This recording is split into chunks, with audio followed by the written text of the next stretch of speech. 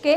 Sir आपसे मैं समझना चाहूंगी, उत्तर प्रदेश के जिस तरीके से आंकड़े अब सामने आने लगे हैं, लगभग 50 सीटों पर बीजेपी आगे चल रही है, 30 के करीब ऐसी सीटें हैं जो जिस पर समाजवादी पार्टी, और ये रुझान अभी पोस्टल बैलेट के हैं, और इसके बाद जब ईवीएम खुलेगी, ईवीएम खुलने के साथ ही दिल की धड़कनें और तेज हो जाएंगी, और जिस तरीके से वोटिंग परसेंटेज और वोटिंग टर्नऑन सामने आने लगेंगे वो देखने लायक होने वाले हैं। आप मुस्कुरा भी रहे हैं और मैं समझ पा रही हूं जिस तरीके से रुझान सामने आ रहे हैं वो कांटे की टक्कर बता रहे हैं। इस बीच बड़ी खबर सामने आ रही है, बड़ी खबर अहम जानकारी तमाम दर्शकों को देंगे। यूपी लखनऊ कैंट से कानून मंत्री ब्रजेश पाठक आगे चल रहे हैं। देखिए इस सीट का जिक्र भी हम लगातार आपसे कर रहे थे। रामपुर से सपा प्रत्याशी आगे, नोएडा सीट से बीजेपी प्रत्याशी पंकज सिंह आगे चल रहे हैं। बड़ी खबर अहम जानकारी आपकी टीवी स्क्रीन पर इस समय आप देख पाएंगे। यूपी लखनऊ कैंट से यूपी के जो कानून मंत्री हैं ब्रजेश पाठक, कोविड के दौरान ये काफी मुखर हुए, इन्होंने ताल तक ठोक दी थी बीजेपी के खिलाफ। ब्रजेश पाठक की सीट को बदल दिया गया।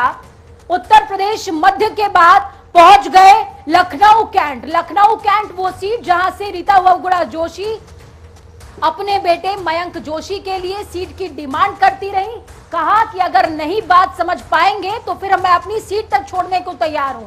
राजनाथ सिंह अपने बेटे पंकज सिंह के लिए लगातार रस्साकशी करते रहे, लेकिन इस सीट पर हालांकि ब्रजेश पाठक, ब्राह्मण वोटर्स को साधने के लिए ब्रजेश पाठक को उतारा गया और वो आगे भी फिलहाल चल रहे हैं। लगातार कयास लगाए जा रहे थे कि क्या ब्रजेश पाठक साख को बचा पाएंगे।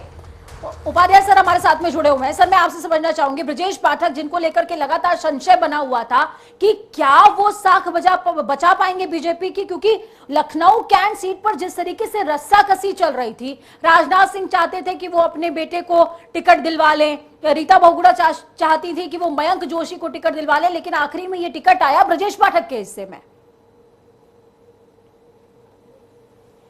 बिल्कुल पूजा, लखनऊ कैंट की सीट महत्वपूर्ण सीट है और ये बीजेपी की ही सीट मानी जाती है। जहां तक आपने कहा कि राजनाथ जी प्रयास कर रहे थे उनके पुत्र नीरज सिंह के लिए, उससे मैं सहमत नहीं हूं, क्योंकि राजनाथ सिंह जी ने न पंकज के लिए कभी पैरवी की थी और न नीरज के लिए पैरवी की थी। हाँ, नीरज सिंह अलबत्ता लगे हुए थे कि उन्हें कैंट से लड़ाने का मौका दिया जाए। उन्होंने पिछले 5 सालों में कैंट में काफी काम किया। इसके अलावा एक जो यहाँ का फैक्टर है, कैंट सीट ज्यादातर पर्वतीय क्षेत्र के लोगों की मानी जाती है और रीता बहुगुणा जोशी पर्वतीय क्षेत्र से ही आती हैं। इसलिए उन्होंने अपने बेटे के लिए मांग की थी कि मयंक जोशी को टिकट दे दिया जाए। वो अपने बेटे को राजनीति में लॉन्च करना चाहती थी। यहां तक उन्होंने कह दिया था कि वो राजनीति से खुद संन्यास ले लेंगी, खुद इस्तीफा भी दे देंगी, लोकसभा का जो उनका राज्यसभा का स्टेटस है वो भी छोड़ देंगी। तो यहां तक स्थिति थी। लेकिन चूंकि ब्रजेश पाठक यहाँ पर काफी लोकप्रिय हैं और पब्लिक के बीच में वो बहुत लोकप्रिय माने जाते हैं। जनता के काम, वे जनता का फोन स्वयं उठाते हैं और उनका सीधा जुड़ाव अपनी जनता से है। तो उन्होंने भी पिछले 5 साल कैंट में काफी काम किया है। न केवल कैंट में बल्कि लखनऊ के किसी भी सीट से अगर कोई उन्हें फोन करता है तो वो स्वयं फोन उठाते हैं। अगर कोई उनके पास जाता है तो वो उसके सामने ही संबंधित व्यक्ति को फोन करते हैं, उसकी मदद करते हैं। तो ये जो उनकी माउथ कन्विंसिंग हुई थी ब्रजेश पाठक की कि लालजी टंडन के बाद अगर लालजी टंडन की किसी ने जगह ली है तो वो ब्रजेश पाठक ने ली है। और ब्रजेश पाठक इसलिए बहुत कंफर्ट थे। ऐसा शुरू में लग रहा था कि ऐसी यहाँ चुनौती होगी, लेकिन चूंकि कैंट विधानसभा भारतीय जनता पार्टी की ही सीट है एक तरह से, और चूंकि योगी आदित्यनाथ भी उत्तराखंड से आते हैं तो रीता बहुगुणा जोशी से बड़े योगी आदित्यनाथ हैं। तो जाहिर है उत्तराखंड के जो लोग हैं, पर्वतीय क्षेत्र के जो लोग हैं, लगभग 1.5 लाख 1.25 लाख से 1.5 लाख के बीच इनकी आबादी है, तो वो योगी आदित्यनाथ की वजह से भाजपा को मिले होंगे वोट। और दूसरा ब्रजेश पाठक का अपना एक प्रभाव है। ब्रजेश पाठक बहुत लोकप्रिय नेता है यहाँ पे। जी पूजा। बिल्कुल, उपाध्याय जी बने रहेगा हमारे साथ। इसके अलावा शशि रंजन जी लगातार हमारे साथ जुड़े हुए हैं। उत्तराखंड के स्टेट हेड योगेश राणा भी हमारे साथ जुड़े हुए हैं। योगेश जी मैं आपसे भी बातचीत करूंगी, लेकिन उससे पहले शशि रंजन जी का रुख कर लेते हैं। शशि रंजन जी, जिस तरह से जो रुझान सामने आए हैं, सर रामपुर से सपा प्रत्याशी आजम खान अभी आगे चल रहे हैं। आपको भी मालूम होगा कि बीजेपी लगातार आजम खान को टारगेट में ले रही है, और अगर हम पश्चिम के चुनाव की बात करें तो आजम खान का नाम जो है वो काफी चर्चा में रहता है, और आजम खान और उनके बेटे दोनों ही आगे हैं। तो किस तरह के समीकरण यहाँ पर नजर आ रहे हैं आपको? मैं आपको बताऊं बहुत इंटरेस्टिंग फैक्ट, जब मैं रामपुर में घूम रहा था, of the record on the record जब लोगों से बात कर रहा था और वहां के गणित को समझने की कोशिश कर रहा था, तो वहां के जो मतदाता हैं, खास करके वो चूंकि मुस्लिम बाहुल्य इलाका है, तो कई लोगों ने, पढ़े लिखे लोगों ने कहा कि आजम खान को तो हम पिछली बार ही हरा चुके थे, बहुत कम वोट मार्जिन से वो जीत पाए थे। लेकिन इस बार चूंकि लखनऊ देखना है, और वो ये भी कह रहे थे कि रामपुर से जो बीजेपी के कैंडिडेट है वो बहुत अच्छे हैं और दिल पर पत्थर रखकर, छाती पर, सीने पर पत्थर रख करके उन्हें हराना होगा लखनऊ को देखते हुए। तो एक जो रिएक्शन है जबरदस्त तरीके से, जिसका मैं इशारा कर रहा हूं कि जो पोलराइजेशन ऑफ वोट है, अगर आप बीजेपी समर्थक हैं उनसे बात करेंगे तो वो लॉ एंड ऑर्डर, लाभार्थी और तमाम तरह के मसले पर बात करेंगे। एंटी बीजेपी या साइकिल के पक्ष में या जो उनके खिलाफ वाले लोग हैं उनसे बात करेंगे तो वो महंगाई की बात, बेरोजगारी की बात, तमाम तरह की चीजों, वो ठोको सरकार जो चलता है वो बात कर रहे थे। लेकिन रामपुर में आजम खान जेल में थे, एक सिंपैथी वोट उनको वहां पे मिलता हुआ दिख रहा था और उसका एक रिएक्शन उनके बेटे के लिए भी दिख रहा था। मुझे तभी ये समझ में आ गई थी बात कि रामपुर से आजम खान बहुत आसानी से निकल जाएंगे, क्योंकि बीजेपी ने ही उनको जिता दिया जेल में रख करके।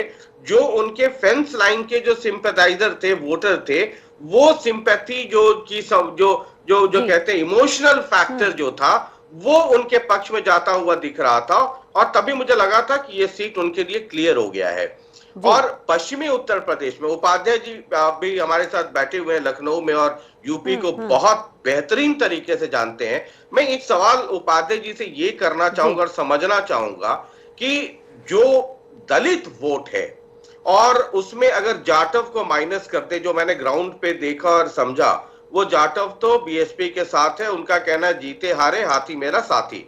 लेकिन माइनस जाटव जो दलित वोट है, जो दूसरी जातियां हैं दलित समुदाय में, उनकी शिफ्ट या वो स्विंग क्या बीजेपी की तरफ देख रहे हैं? क्योंकि जो मैंने समझा, दलित जाटों के साथ नहीं जाना चाहेंगे, वो बोल नहीं सकते हैं, लेकिन उनकी जो दबंगई है उसके सामने जो एक समीकरण होता है सामाजिक तौर पे, उसकी वजह से वो उनके साथ नहीं जाएंगे, यादवों के साथ नहीं जाएंगे।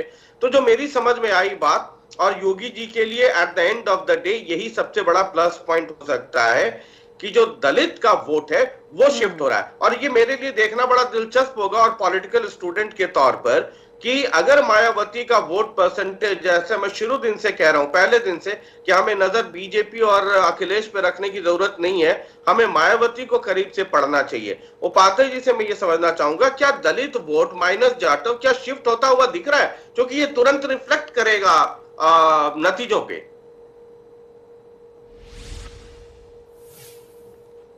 सबसे पहले तो मैं जनता टीवी को बधाई दूंगा कि हम टैली में इस समय सबसे आगे चल रहे हैं।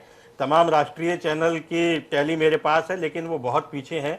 जिस प्रकार से हम टैली दिखा रहे हैं वो बहुत आगे हम चल रहे हैं उनमें। अब दूसरी बात, जो आपने दलित वोटों के स्विंग की बात की है, तो दलित वोटों की जहां तक बात है, जाटव वोट मायावती का माना जाता है, लेकिन पश्चिम में ये स्थिति थी। और पंचायत चुनाव में मायावती ने एक ट्वीट किया था कि समाजवादी पार्टी को हराने के लिए अगर भारतीय जनता पार्टी को भी वोट देना पड़े तो दें। तो वो जो एक उनकी जो मायावती की आज्ञा को वो एक उस तरह से लेते हैं कि अब अगर मायावती ने कह दिया है तो वो किसी भी रूप में, एक तो आरएलडी को नहीं जाएगा दलित वोट, और दूसरा किसी भी रूप में सपा को नहीं जाएगा।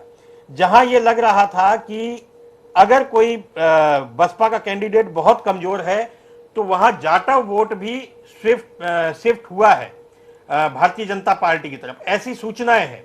भारतीय जनता पार्टी का जो अपना अंदरूनी सर्वे है उसमें नॉन जाटव जो शेड्यूल कास्ट वोट है वो पूरी तरीके से, ज्यादातर, मतलब मुझे लगता है कि काफी हद तक बीजेपी की तरफ शिफ्ट हुआ है। वाल्मीकि वोट पहले ही से शिफ्ट हो चुका था जब प्रधानमंत्री श्री नरेंद्र मोदी ने कुंभ में। क्या आप ये मानते हैं कि अगर बीएसपी वोट में के स्विंग में अगर बीएसपी का वोट जो अमूमन 20-22% के करीब रहा है अब तक, अगर उसमें डाउनफॉल होता है, अगर वो 12%, 13%, 14%, जितना मैं समझ पाया हूं, मुझे लगता है कि BSP at the end of the day लगभग 15, 16, 17% पे जाकर के रुक जाएगी। ये पहली बार होगा जब बीएसपी का वोट बैंक घसक रहा है। ये सिर्फ उत्तर प्रदेश में नहीं, पंजाब में भी देखने को मिला है, उत्तराखंड में भी ये ट्रेंड देखने को मिल रहा है। ये अगर 15-16 के पास रहती है तो यकीनन बाबा जो है वो 250 के पार चले जाएंगे। इसमें ये पूरा का पूरा चुनावी गणित है, इसको सिर्फ समझने की बात है। आपको लगता है कि मायावती जो बीएसपी का वोट बैंक है वो 15-16 पे जाकर के रुक सकता है? बिल्कुल शशि जी, आपके सवाल के जवाब के लिए मैं दोबारा आऊंगी। उपाध्याय जी प्लीज बने रहेगा।